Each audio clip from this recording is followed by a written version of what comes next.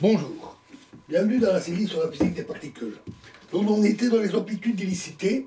On a étudié la relation entre les amplitudes d'hélicité et les amplitudes scalaires Fi.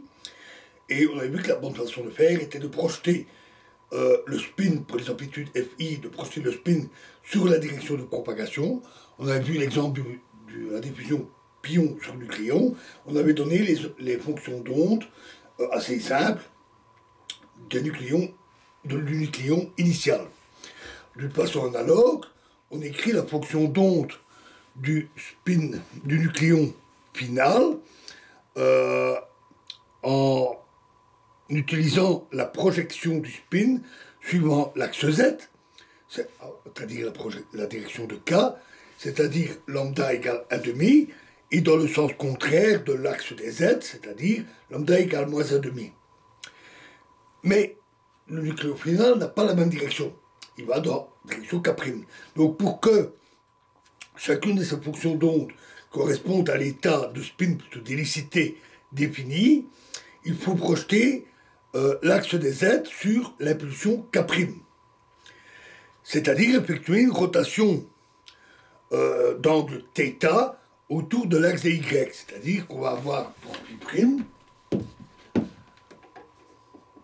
égale E exponent I sigma Y θ demi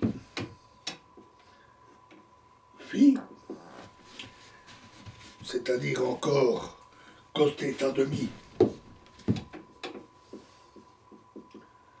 moins I sin θ demi sigma Y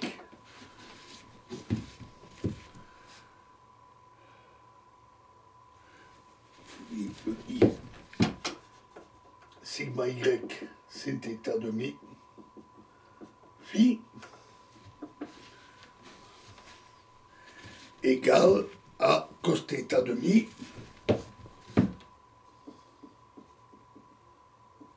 moins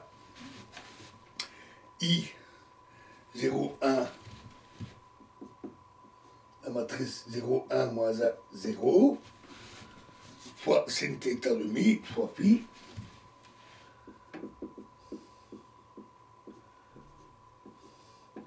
c'est-à-dire la matrice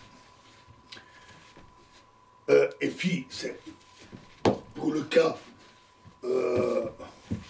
lambda 1,5, ça va être 1, 0, c'est-à-dire cos θ demi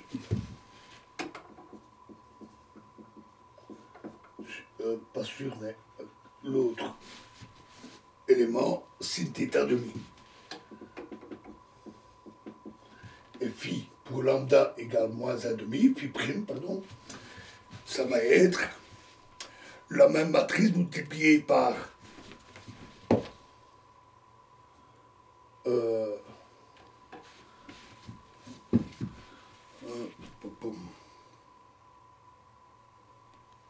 j'ai brûlé les étapes, excusez-moi.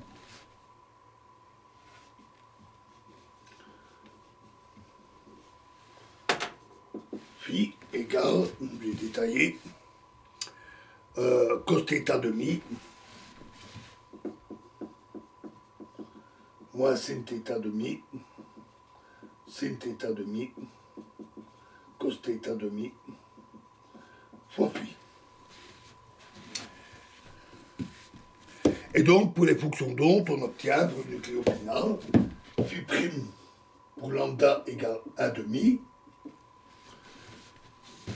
on obtient la matrice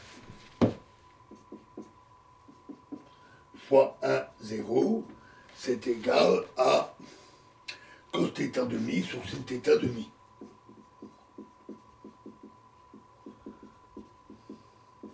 Et phi prime pour lambda égale moins 1,5, c'est toujours la même matrice, fois 0, 1, c'est-à-dire moins sin θ demi, cos θ demi.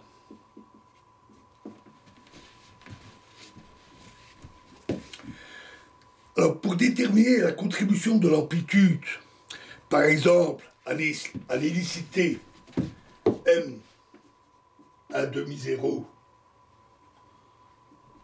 1 demi 0,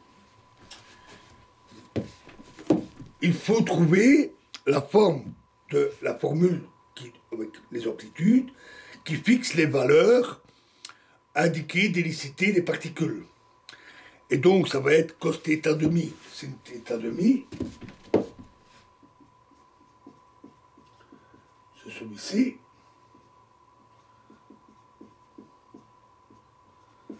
donc la fonction d'onde transposée pour phi prime fois F1 de Wθ, je ne l'écris pas, plus F2 sigma k sigma prime sigma k prime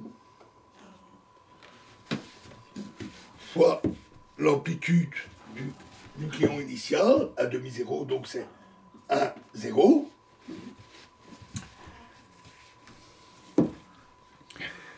Et on a bien sûr sigma k,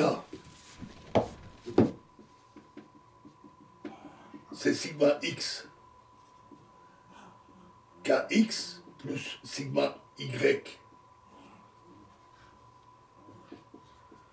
ky plus sigma z kz qui est égal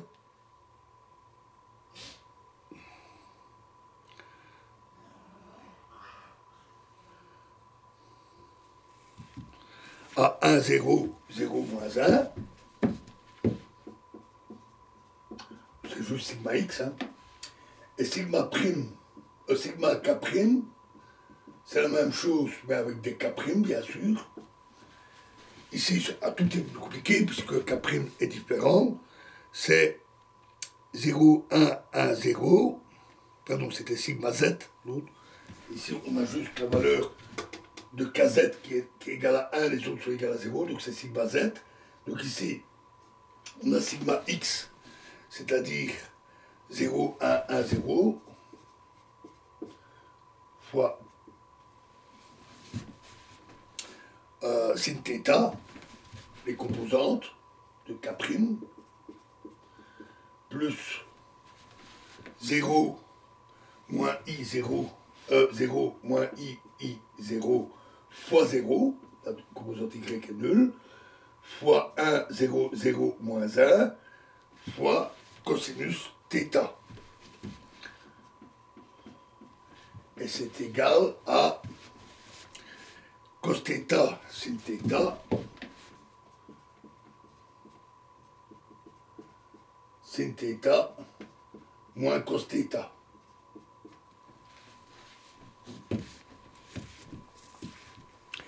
On porte l'expression de ces matrices dans l'amplitude d'hélicité, on effectue le produit des différentes matrices et on trouve que M 1 demi 0 1 demi 0 est égal à cosinus θ demi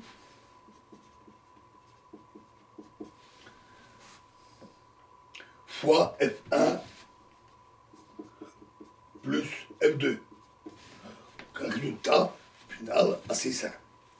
Et de façon analogue, on a que pour M 1 demi 0 moins 1 demi 0 égale moins sin θ demi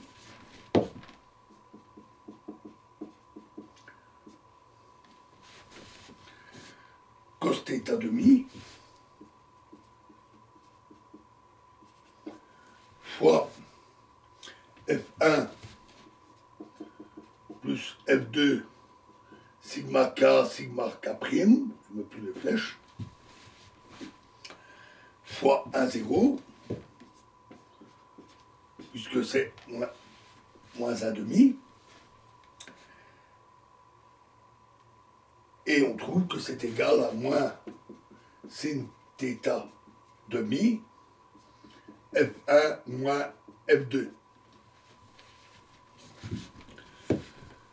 Vous pouvez même vous amuser à calculer les autres amplitudes d'hélicité, comme m-1,5, -1,5 par exemple, et vérifier qu'elles dépendent, elles sont une relation linéaire des deux autres amplitudes.